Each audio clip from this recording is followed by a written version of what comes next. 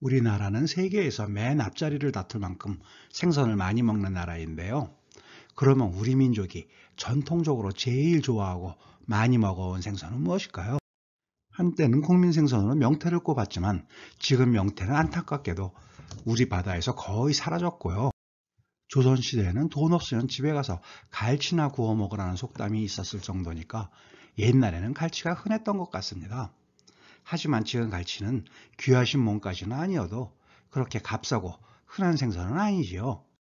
요즘은 고등어가 소비량 1위를 차지하면서 국민 생선으로 떠올랐다고 하는데 이런 말을 들으면서 속으로 비웃을 것 같은 생선이 있습니다. 아무리 그래봤자 내가 조선의 국모, 아니 한반도의 대표 물고기다 라고 외칠 것 같은 생선인데요. 바로 가자미입니다. 가자미가 민족 생선이라는 말 선뜻 동의하기는 쉽지 않은데요. 하지만 가자미의 주장에도 일리가 있습니다. 우리 조상님들은 예로부터 가자미에 대해 각별한 애정을 쏟았는데요. 평소 많이 먹고 즐겨 먹기도 했지만 가자미를 좋아했던 진짜 이유는 바로 가자미 눈 때문이었습니다. 얄미워서 째려보는 눈을 우리는 속된 말로 가자미 눈을 뜨고 쳐다본다고 하는데요. 조상님들은 왜 이런 가자미 눈을 사랑했던 걸까요?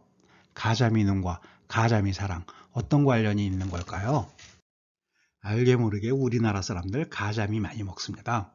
가장 많이 먹는 생선회가 넙치라고도 부르는 광어회이고요. 봄이면 별식으로 도다리 쑥국도 챙겨 먹습니다. 동해에서는 가자미 식혜, 서해는 서대구이를 별미 특산물로 꼽는데요. 사실 가자미는 별미가 아니라 예로부터 서민들 밥상에 빠지지 않는 생선이었습니다. 가자미구이와 튀김, 조림은 물론이고 어촌마을에서는 가자미물에 냉면을 먹을 때도 가자미회를 얹어 회냉면으로 먹었으니 옛날이어서 대놓고 국민 생선 소리를 듣지 못했을 뿐이지 민족의 물고기가 맞습니다. 광어는 눈이 왼쪽, 도다리는 오른쪽에 있어 좌광우도라고 하고 서대는 생김새부터 살짝 다른데 왜 모두 도매금으로 가자미라고 하냐고 할 수도 있겠지만 사실 광어, 도다리, 서대, 가자미는 모두 동물분류법상 가자미목의 생선입니다. 그래서 옛날에는 하나같이 가자미 종류의 물고기로 여겼습니다. 우리나라 가자미는 종류도 다양하지만 동해, 서해, 남해 가릴 것 없이 가자미가 많이 잡혔습니다. 가자미가 얼마나 많았는지 별명이 아예 가자미 나라였습니다. 한자로 가자미접에 나라역, 땅역자를 써서 접역이라고 했습니다. 옛날부터 우리나라는 자칭 타칭으로 부르는 이름이 정말 다양했습니다. 먼저 아침 해가 밝게 뜨는 땅이어서 조선이라고 했는데 얼마나 마음에 들었는지 고조선과 조선에서는 아예 나라 이름으로 삼았습니다. 사만이라고도 했습니다. 한의 어원에 대해서는 여러 해석이 있지만 보통 하늘 또는 크다는 뜻으로 풀이하는데 여기서 지금의 대한민국이라는 국호가 정해졌습니다. 숲속의 닭이 울어 임금의 탄생을 알렸기에 신라를 계림이라고 했고 무궁화가 많은 나라에서 근역이라고 했으며 신선이 사는 푸른 언덕이라는 뜻에서 청구라고도 불렀습니다. 이 밖에도 진단, 해동, 대동 등등 다양한 별칭이 있었지만 우리 조상님들이 그 중에서도 자랑스럽게 여겼던 별명 중 하나는 가자미 땅이라는 저벽이었습니다. 그래서인지 옛 문헌에는 조선을 가자미 땅이라고 적은 기록이 적지 않은데요. 세조와 정조는 중국에 보내는 외교 문서에서 조선을 가자미 나라로 표현했을 정도입니다. 우리 조상님들 왜 이렇게 가자미를 특별하게 여기면서 우리 국토를 가자미 땅이라고까지 불렀던 것일까요? 이유는 가자미를 사랑의 상징, 예절을 아는 물고기로 여겼기 때문인데요. 앞서 말한 것처럼 가자미 눈이 특별하기 때문입니다.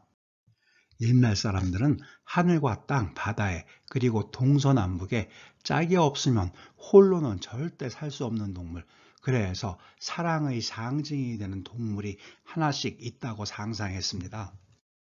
먼저 남쪽 하늘에는 비익조라는 새가 살았는데요. 암수가 각각 날개가 하나씩밖에 없는 새입니다. 그래서 혼자서는 하늘을 날 수 없으니 암수 한 쌍이 서로 합쳐져야 비로소 하늘을 날 수 있습니다. 그렇기에 옛날부터 비익조를 절절한 사랑의 상징, 금슬 좋은 부부의 심벌로 여겼습니다. 서쪽 땅에는 비견수라는 동물이 있었습니다. 암수가 각각 어깨가 하나씩밖에 없어서 서로 떨어지면 살 수 없는 동물입니다. 금슬이 얼마나 좋은지 맛있는 풀을 찾으면 반드시 짝에게 먼저 먹이고 난 후 자기가 먹었고 어디를 가든지 서로 붙어 다녔다고 합니다. 북쪽에는 어떤 동물이 살았을까요?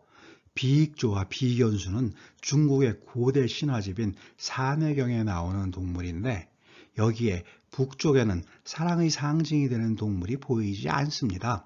하지만 이리처럼 난폭한 동물이어서 사랑의 상징이 못됐을 뿐 북쪽에도 짝을 이루지 않으면 살 수 없는 동물이 있었습니다. 바로 낭패였습니다. 흔히 예정했던 일이 실패로 돌아가거나 뜻대로 이루어지지 않았을 때 낭패를 봤다고 하는데 바로 그 낭패의 어원이 되는 동물입니다. 낭은 앞다리는 길고 뒷다리는 아주 짧아 혼자서는 움직일 수가 없고요. 패는 앞다리가 짧고 뒷다리만 길어서 역시 혼자서는 꼼짝도 못하는 동물입니다. 그래서 낭과 패는 두 마리가 반드시 쌍을 이위로 나란히 힘을 합쳐야 걸을 수가 있습니다. 혹시 잘못해서 서로 떨어지면 어떻게 될까요? 움직이지 못해 쩔쩔맬 수밖에 없으니 이를 보고 낭패를 봤다고 하는 겁니다. 그러면 동쪽에는 어떤 동물이 살았을까요? 바다에 비모거라는 물고기가 살았습니다. 비모거는 암수가 눈이 하나씩밖에 없어서 혼자서는 똑바로 볼 수 없고 그래서 암수 한 쌍이 눈을 합쳐야만 앞으로 똑바로 헤엄쳐 나아갈 수 있습니다.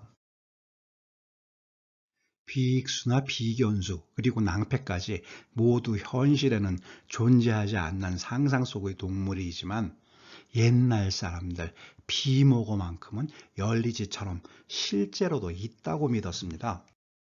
동쪽 바다에 저보라는 물고기가 있는데 눈이 한쪽에 하나씩밖에 없으니 이 물고기가 바로 비모거라는 겁니다.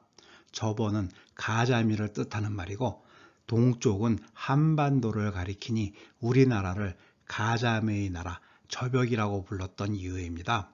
사랑의 상징, 예절의 표상인 비모거가 사는 땅이었으니 조상님들이 저벽이라는 별명을 자랑스럽게 여겼던 겁니다. 앞으로 가자미 드실 때 비모거를 떠올려 보시기 바랍니다. 가자미 요리가 훨씬 더 맛있게 느껴질 수도 있지 않을까요? 뿐만 아니라 혹시 가자미 눈길을 받더라도 비모거라고 생각하면 모든 것이 사랑으로 바뀌는 기적을 경험할 수도 있습니다. 감사합니다.